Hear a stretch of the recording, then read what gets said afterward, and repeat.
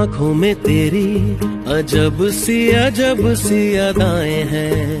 বুধবার গভীর রাতে শুটিং থেকে ফেরার পথে শ্লীলতাহানির শিকার হয়েছেন জনপ্রিয় অভিনেত্রী ঐন্দ্রিলা সরকার। এই ঘটনায় 4 অজ্ঞাত পরিচয় ব্যক্তির বিরুদ্ধে অভিযোগ উঠেছে। ঐন্দ্রিলা যখন তার 4 বন্ধুর সঙ্গে ফিরছিলেন তখনই এই অপ্রীতিকর ঘটনা ঘটে। ভারতীয় গণমাধ্যমের খবর অনুযায়ী ঐন্দ্রিলা ও তার বন্ধুরা যাদবপুরের সুলেখা মোড়ের কাছে একটি চায়ের দোকানে থামেন।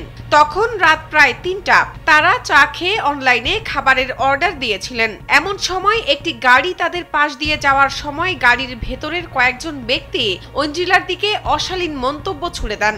पर झूठी थी तेरी मोहब्बत, आखिरी सांस तक ये कहूंगी।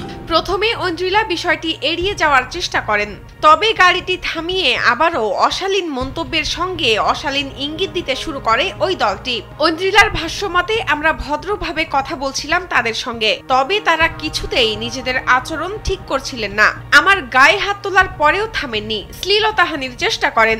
এ সময় অভিনেত্রীর বন্ধুরা প্রতিবাদ করলে ঘটনাস্থলে পুলিশের টহল গাড়ি এসে পৌঁছায়। পুলিশ পরিস্থিতি দেখে অভিযুক্তদের থানায় নিয়ে যায়। থানায় নিয়ে যাওয়ার সময়ও অভিযুক্তরা ঐন্দ্রিলা ও তার বন্ধুদের হুমকি দিতে থাকে যে তারা থানা থেকে ছাড়া পেলে তাদের অবস্থা খারাপ করে দেবে এবং অভিনেত্রীকে এসিড ছুঁড়ে মারারও হুমকি দেয়।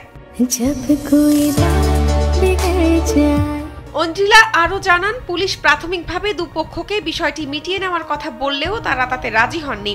অভিযুক্তদের পরিবারের লোকজন এসে অনেক অনুরোধ করলেও অভিযুক্তদের আচরণে কোনো পরিবর্তন আসেনি। এমনকি তারা কর্তব্যরত পুলিশ সদস্যদেরও হুমকি দিচ্ছিল। এই পরিস্থিতিতে ঐন্দ্রিলা আর কোনো কিছু না ভেবেই এফআইআর দায়ের করেন। ততক্ষণে ভোর হয়ে গিয়েছিল। এই ঘটনায় এখনো পর্যন্ত কোনো গ্রেপ্তারের খবর পাওয়া যায়নি।